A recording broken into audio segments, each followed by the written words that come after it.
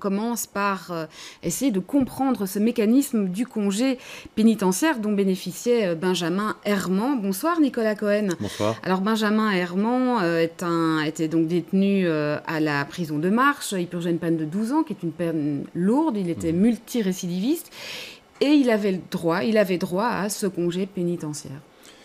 Oui, alors le cas particulier, moi évidemment je ne le connais pas. Au niveau de l'Observatoire international des prisons, ce qu'on essaye toujours de faire, c'est d'être vigilant sur qu'est-ce qui va permettre d'octroyer et de maintenir la dignité des personnes détenues. Et donc le discours qu'on cherche à avoir particulièrement dans cette période qui est à la fois extrêmement violente et une période de deuil, c'est aussi de rappeler qu'il est toujours, et il sera toujours essentiel pour un détenu de préparer sa sortie.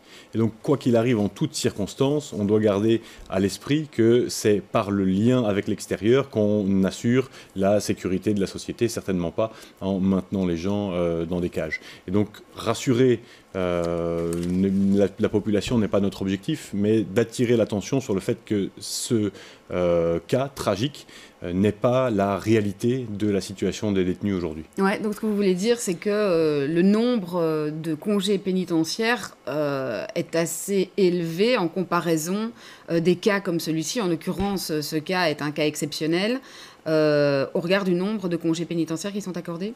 Oui, de notre point de vue, la problématique aujourd'hui, elle est beaucoup plus sur la thématique congés pénitentiaires et permission de sortie, d'en octroyer bien plus que n'en sont octroyés aujourd'hui annuellement pour les détenus, parce que s'il y a eu cette affaire-là qui est terrible, c'est malheureusement un épisode, et heureusement plutôt dans ce cas-là, un épisode isolé, et par rapport au nombre de congés et permissions de sortie qui sont octroyés et qui sont déjà en réalité beaucoup trop peu nombreux pour les détenus pour permettre de maintenir ce lien. Alors on reviendra sur cet aspect parce qu'effectivement certaines voix, on les a entendues, demandent que le mécanisme soit revu dans un sens plutôt de durcir le mécanisme, le principe. Mais pour bien expliquer ce que sont ces congés pénitentiaires, d'abord, quel est l'objectif des congés pénitentiaires? Parce que ça s'inscrit effectivement dans le cadre du parcours de réinsertion des détenus.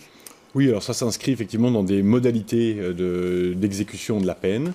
Et le congé et la permission de sortie sont deux modalités qui permettent, durant la peine, de sortir pendant une permission de sortie dans la journée ou pendant un congé pénitentiaire, de passer une nuit dehors et de revenir le lendemain. On sort 36 heures. Ce qui permet d'avoir non seulement une démarche à faire à l'extérieur et en plus de rencontrer sa famille, généralement, et donc d'avoir un maintien des relations familiales. Donc c'est vraiment à ça que ça sert. C'est pas d'un congé au sens commun où les gens partiraient en congé, partiraient en vacances. C'est pas des vacances, quoi. C'est pas du tout une vacance. Vous parlez de démarches, et c'est notamment des démarches de recherche de logement, éventuellement recherche d'activité pour préparer la sortie. Exactement, formation, rencontrer sa famille, revoir des amis, reprendre en fait un lien avec la société, parce qu'il faut savoir qu'il y a un hiatus fondamental en fait entre la prison où un détenu globalement ne choisit jamais rien, ne choisit pas l'heure à laquelle il se lève, l'heure à laquelle il mange, ce qu'il mange, ne choisit pas à quelle heure il va téléphoner, à quelle heure il va faire une activité, s'il peut se rendre à un endroit, il passe par la gauche ou par la droite, il ne choisit rien de tout ça. Et le jour où il est en permission de sortie, on le met devant la porte de la prison et là il peut tout choisir.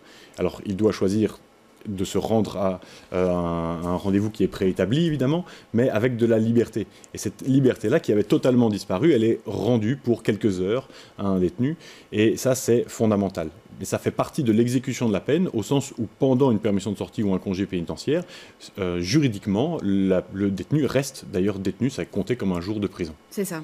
Alors dans quel cas est-ce que ces congés pénitentiaires sont accordés? Est-ce qu'ils sont accordés à tous les détenus, en tout cas peuvent en faire la demande? Et comment ça se passe? Alors effectivement, donc le principe c'est que tout détenu, les congés pénitentiaires sont calculés sur une modalité un peu barbare, c'est qu'en Belgique on considère qu'on calcule à un tiers de la peine, un détenu est admissible, ça veut dire qu'il a le droit de solliciter une libération conditionnelle, et antérieurement, en faisant un rétro-agenda, à partir de cette date de libération conditionnelle, il va pouvoir demander des permissions de sortie jusqu'à 2 ans avant. Et dans ce cadre-là, n'importe quel détenu, en principe, ce sont des détenus qui sont condamnés à des peines de plus de 3 ans. Donc va adresser une demande. Le service psychosocial de la prison va le rencontrer. Et déjà ici, on va rencontrer souvent des premiers écueils avec un il manque énormément de personnes dans les services psychosociaux, Ouais, donc dans un les établissements sous-effectif, pénitentiaires, un sous-effectif, voilà. Ce qui retarde du coup souvent La préparation du dossier. la préparation du dossier et que des demandes sont en souffrance, quoi. Voilà, et donc ça va déjà prendre du temps d'avoir ce rapport-là, qui va être établi par le service psychosocial, qui va remettre un rapport au directeur de l'établissement. Le directeur de l'établissement qui connaît son détenu va rédiger un avis, favorable ou défavorable. Si l'avis est favorable, l'administration pénitentiaire dispose de 3 semaines pour répondre à cette demande de congé pénitentiaire ou de permission de sortie. Et alors justement en termes de nombre, parce que vous nous disiez tout à l'heure que vous, en tant qu'organisation internationale des prisons section belge, vous demandiez à ce qu'il y en ait plus des congés pénitentiaires, justement dans le cadre de ce parcours de réinsertion. Alors quels sont les chiffres aujourd'hui? Est-ce qu'il y a beaucoup de demandes justement de congés pénitentiaires qui sont en souffrance? Des détenus qui demandent ces sorties, mais dont les dossiers n'aboutissent pas, alors vous disiez faute de personnel, ou tout simplement qui n'aboutissent pas parce qu'ils se voient refuser leur demande. Oui, alors il y a plusieurs cas qui rentrent en ligne de compte. Il y a des cas où les dossiers mettent du temps à être établis, c'est une première chose. Et puis les détenus doivent pouvoir proposer des choses pour l'extérieur. Et donc par exemple, pour avoir une permission de sortie, il faut avoir un rendez-vous à l'extérieur. Donc il faut avoir déjà depuis la prison, dans les conditions de privation de liberté que je rappelais tout à l'heure, où on décide jamais de rien et on n'a même pas le téléphone en cellule pour pouvoir appeler et prendre rendez-vous avec quelqu'un. Si on vous donne l'accès au téléphone que tous les soirs à 19h, il vous faudra bien longtemps pour avoir un rendez-vous avec une administration ou même quelqu'un qui travaille, qui a fini de travailler à 19h. Et donc, ça, ce sont les premiers écueils liés à la détention. Puis, il y a les écueils qu'il faut que le détenu soit capable de s'insérer, de trouver sa place dans un parcours d'insertion, alors même que les gens qui sont en détention sont déjà des gens qui étaient en marge de ces parcours d'insertion sociale avant même de rentrer en prison. Et donc, on demande à quelqu'un de faire depuis la prison ce que déjà il n'arrivait pas à faire depuis l'extérieur. Donc, c'est un système qui marche un peu sur la tête, qui est compliqué à renverser. Donc on ne peut pas aujourd'hui dire, voilà, du passé faisons table rase, on peut tout changer, on a une clé en main pour tout modifier.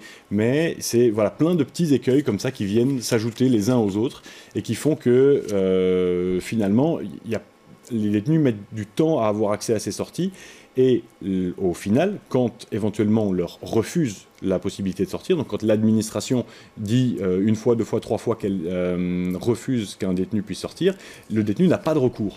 Donc l'administration est toute puissante par rapport à ça, et ça c'est un grand défaut de l'administration pénitentiaire qui refuse d'instaurer des systèmes de critique et de débat contradictoires par rapport à ces décisions. En tout cas, en ce qui concerne Benjamin Herman, lui, il avait déjà bénéficié de 13 autorisations de sortie, de 13 congés pénitentiaires. Peut-être juste avant d'en venir à un autre aspect de ce dossier-là, qui est la question des détenus qui font face à la radicalisation en prison.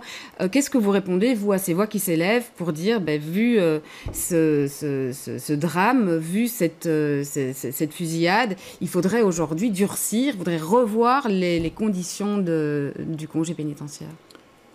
Alors, il faut pas mettre tout sur le même plateau parce que je ne vais pas répondre à des gens qui auraient souffert de ce congé-là, qui seraient parmi les victimes ou qui connaîtraient des victimes, et dire qu'il faut sortir plus, c'est pas en répondant à ce cas-là. Non, mais on a entendu notamment du côté policier, oui, par exemple, des voix s'élever dans ce sens-là. Et donc, mais ce qu'il faut, c'est répondre de manière générale. Ce qu'il faut, c'est répondre pour l'ensemble de la population détenue qui sort trop peu et qui a besoin de reprendre plus vite contact avec l'extérieur. C'est déjà tellement difficile, on est en présence de personnes qui sont déjà tellement précarisées et pour qui les possibilités de préparation de sortie à l'intérieur d'une prison sont déjà tellement limitées qu'on a besoin de faciliter ça et de penser la détention autrement. Aujourd'hui, la détention, pour schématiser, elle est pensée par incarcération, privation de liberté, contrôle de l'individu et maintien de l'individu dans un carcan extrêmement strict de béton. Et l'avenir, il est très clairement à l'ouverture, à penser autrement, à faire que chaque individu puisse être acteur de sa détention dans d'autres modalités. Et parmi ces modalités d'exécution de peine, il y a le fait de l'exécuter à l'extérieur.